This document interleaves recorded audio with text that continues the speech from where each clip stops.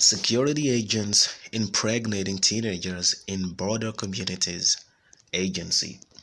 Now, I just want to go right on the record and say this is very horrible, very reprehensible. It should not be condoned. It is very, very bad. Now, let's read what's going on.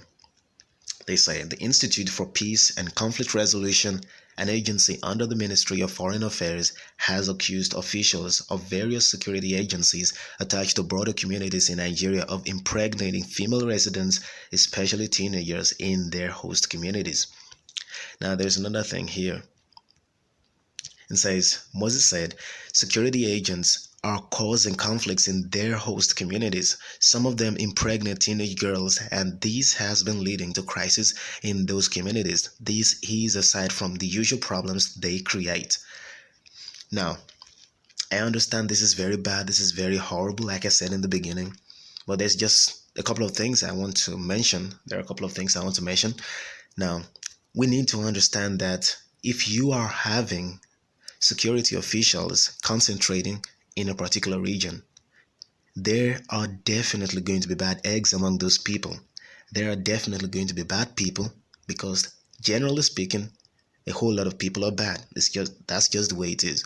Now, if you're congregating and amassing a whole lot of security officials in a particular place, this is what is bound to happen. Now, especially if that region is sort of a conflict region, like maybe in Borno State or in some of the other states that are attacked by Boko Haram or things like that, which means you have so much security officials there, the military and the police officers and everything. That is what usually happens. It should not happen, but there are different things in this life.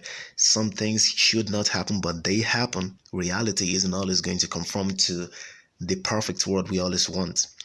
And that's the way the things are. Now, an example of that is back in the Korean War. There were many American soldiers that impregnated Korean women.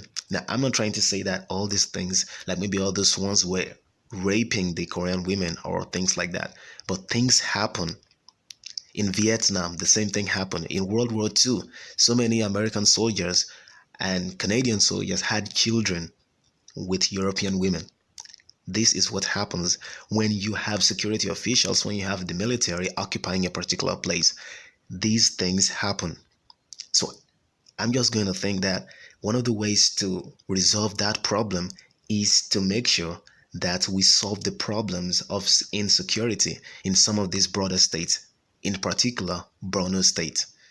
Now, I know it's not the most easy thing in the world, but it has to be done. If you want to reduce some of these problems, if you want to reduce some of these things and prevent headlines like these from coming up in the nearest future.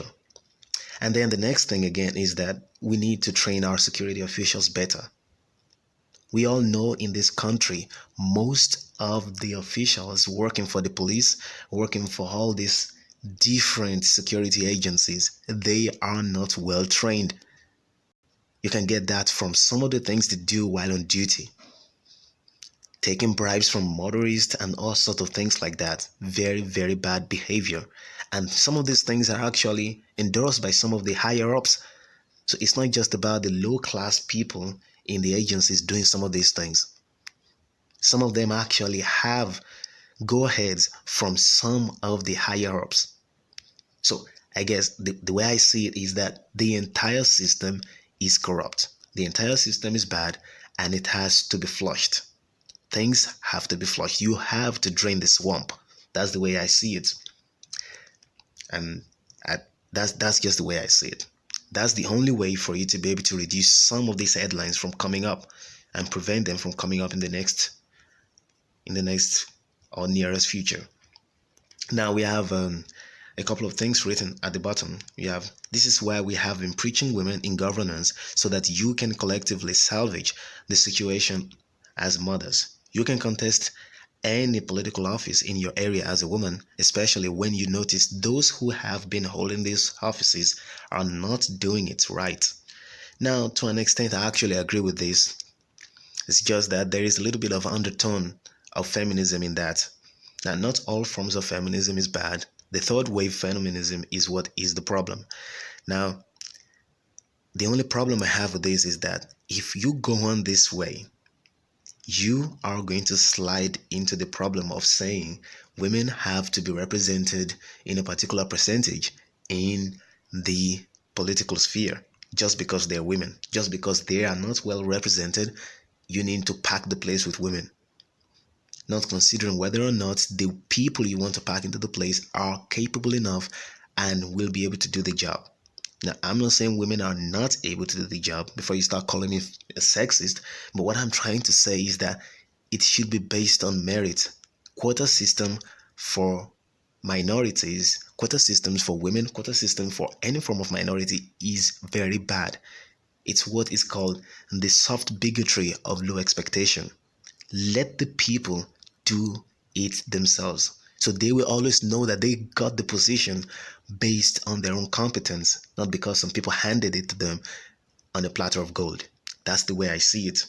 If women think this is very horrible and they think they are the ones to solve the problem or solve problems of this nature, they should go into politics themselves, not to use things like these, emotional things like this, to try to coerce them to go into politics.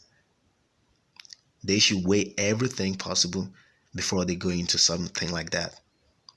So thank you very much, and I'll be seeing you guys in the next segment.